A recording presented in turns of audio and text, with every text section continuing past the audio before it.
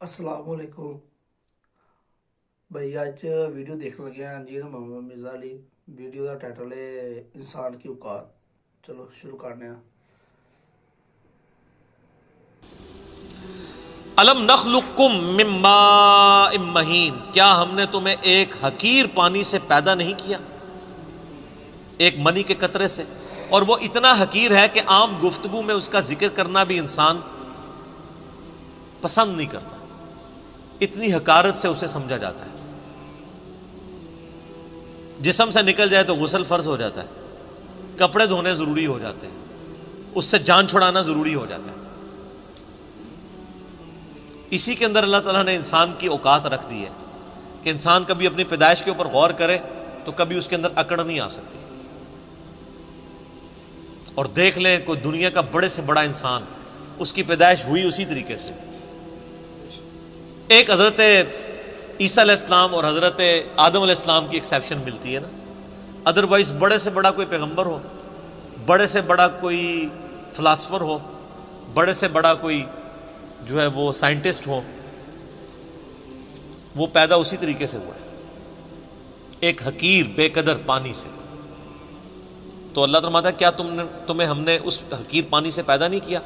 फजअलनाहु फी क़रार मकीन, फिर हमने उसे रख दिया एक महफूज जगह, रहम मादर में, माँ के पेट के अंदर बड़ी मजबूत जगह, 3 यानी परतों के अंदर अल्लाह ताला ने उसे महफूज किया।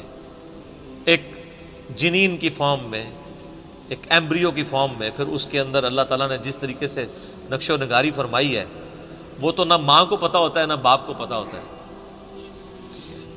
माँ बाप वैसे इज्जत अवेल करते रहे, वो तो बेचारे जरिए हैं, सिर्फ करने वाला तो अल्लाह है। ना बाप को पता होता है कि क्या हुआ, ना माँ को पता होता है कि क्या हुआ। इला क़दर मालूम, एक मुअय्यन मुद्दत तक के लिए। फ़क़द्दरना, तो हमने एक अंदाज़ा ठहराया। फ़निअमल क़ादिरून, तो कितने ही बेहतर हम अंदाज़ा ठहराने वाले हैं। वैलुन यौमइज़िन लिलमुकज़्ज़िबीन, लेकिन याद रखना ये जो हमने पैदा किया और दुनिया में भेज दिया, ये इसी तरीके से तुम्हें छोड़ नहीं दिया। सीरियस क्रिएशन हो तुम अल्लाह की, उसने तुम्हें किसी मकसद के लिए पैदा किया है। और इसमें ही क़यामत मुज़मिर है इसी जुमले में कि वैलुन यौमइज़िन लिलमुकज़्ज़िबीन। अब जो फिर रब को रिस्पॉन्स नहीं करेगा उसके लिए तबाह बर्बादी है फिर क़यामत वाले दिन। तो ये अल्लाह ताला ने एक इंसान को उसकी औकात याद करवाई है कि तेरी कोई हैसियत नहीं थी। अल्लाह ताला ने तुझे एक बेकदर पानी से पैदा किया, 2 दफ़ा तुझे शर्मगाह से गुजारा, उसके बाद पूरी ज़िंदगी इंसान पखाने और बदबू का बोझ उठाए फिरता है। जब तक बाहर ना निकाल ले उसे सुकून नहीं आता, और बाहर वो सबके सामने निकाल भी नहीं सकता, पर्दे में जाना पड़ता है, और मरने के बाद गल सड़ के हड्डियां बन जाएगी। ये उसकी पूरी औकात है। कई एक बुजुर्गों के बारे में ये वाक़या आता है, इवन उमर बिन अब्दुल अजीज़ के बारे में भी आता है कि वो एक दफ़ा अकड़ के चल रहे थे खलीफा बनने से पहले, बड़ी शाना ज़िंदगी थी उनकी। तो ताउस ताबई थे रहिमहुल्लाह ताला, जो इब्न अब्बास के शागिर्द हैं। तो उन्होंने उमर बिन अब्दुल अजीज़ को जब अकड़ के चलते हुए देखा ना, ये इमाम गज़ाली ने भी मुकाशफतुल कुरूब के अंदर नकल किया है। तो उन्होंने उमर बिन अब्दुल अजीज़ को मुखातिब करके कहा कि ऐसे शख्स को ज़मीन पे अकड़ने की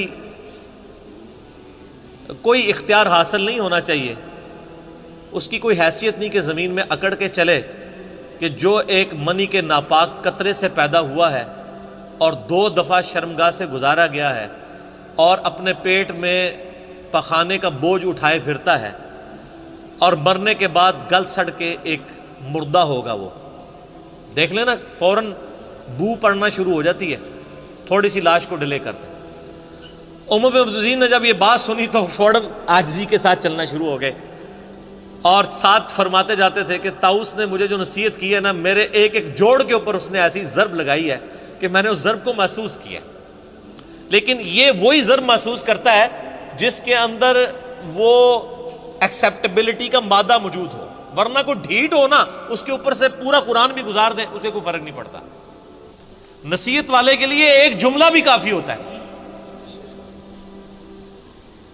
اسی طرح کا واقعہ حجاج ابن یوسف کے بارے میں ملتا ہے کہ وہ بھی بڑا اکڑ کے چل رہا تھا، اور طاؤس تابی گزر رہے تھے تو پیچھے سے کسی نے اناؤنسمنٹ کی کہ بھی راستہ چھوڑ دو، گورنر حجاز آ رہے ہیں۔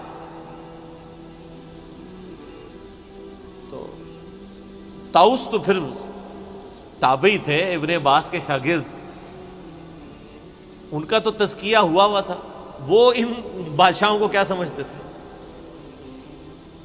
حالانکہ سینکڑوں صحابہ کا قاتل ہے حجاج ابن یوسف، اتنا ظالم شخص تھا۔ امام ترمذی نے جامع ترمذی میں اس کے بارے میں لکھا ہے کہ 1,20,000 لوگ ہیں جس کو اس نے اپنے سامنے قتل کروایا باندھ کے، بے گناہ۔ لیکن جو اللہ والے ہوتے ہیں وہ پھر ان چیزوں کو خاطر میں نہیں لاتے۔ تو حضرت طاؤس نہیں ہٹے تو حجاج حیران ہوا کہ یہ کون سا بندہ ہے، ان کے پاس آگے کھڑا ہوا اور کہا کہ تم مجھے جانتے نہیں ہو؟ ان کا میں بڑی اچھی طریقے سے جانتا ہوں، تم ایک ناپاک قطرے کی پیدائش ہو، ایک دفعہ اپنے باپ کی شرمگاہ سے نکلے، دوسری دفعہ اپنی ماں کی شرمگاہ سے نکلے، اور تمہارے پیٹ میں اس وقت پخانے اور بدبو کو تم اٹھائے پھرتے ہو سب کے سامنے، سب کو پتہ ہے، یہ وہ حقائق ہیں جس سے کوئی انکار نہیں کر سکتا، اور مرنے کے بعد تم گل سڑ کے ایک مردے کی فارم میں پڑے ہوگے، میں بڑے اچھے طریقے سے تمہیں جانتا ہوں۔ وہ یہ سمجھ رہے تھے کہ یہ کہے گا کہ تم جو آل امیہ کے جو اتنے بڑے گورنر ہو، انہوں نے کہا میں بڑے اچھے طریقے سے جانتا ہوں۔ تو جس طرح حضرت ابراہیم علیہ السلام کی گفتگو سن کے وہ بادشاہ جو ہے ششدر رہ گیا تھا نا، اسے کوئی بات ہی نہیں آئی تھی، حجاج ابن یوسف کی بھی زبان بند ہو گئی کہ اس طریقے سے بھی مجھے کوئی جواب دے سکتا ہے، اور وہ خاموش ہو کے وہاں سے چلا گیا۔ سر ان لوگوں کی تربیت قرآن سے ہوئی تھی، یہ جو جملے بولا کرتے تھے نا وہ قرآن سے ہی بولا کرتے تھے نا، قرآن یہی تو بات کر رہا ہے۔ ہمیں واقعات یاد رہتے ہیں لیکن قرآن تو ہم نے پڑھنا نہیں ہوتا، قرآن یہی تو بات کر رہا ہے۔